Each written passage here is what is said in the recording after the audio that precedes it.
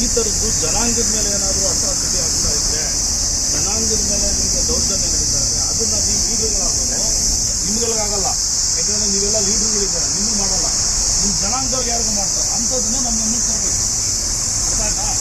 ಈ ಸಭೆ ಉದ್ದೇಶ ಯಾವುದು ಅಂತಂದರೆ, ಒಟ್ಟಾರೆ ಜನಾಂಗದ ಮೇಲೆ ದಲಿತರ ಮೇಲೆ ಆಗ್ಬೋದು, ಹಿಂದುಳಿದವ್ರ ಮೇಲೆ ಆ ಥರದ್ದು ಆಗ್ತಾ ಇದ್ದೀವಿ ಅಂತಂದರೆ, ನೀವು ಅದನ್ನು ತಂದರೆ ನಾವು ಅದನ್ನು ಬಗೆಹರಿಸಕ್ಕೆ ನಾವು ಪ್ರಯತ್ನ ಮಾಡ್ತೀವಿ.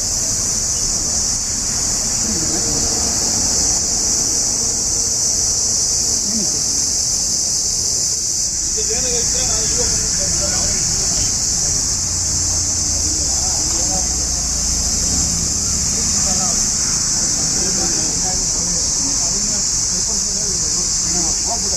ಸ್ಥಳ ಮಾಡಿ ಬಿಟ್ಟಾಬಿಡಿದೆ.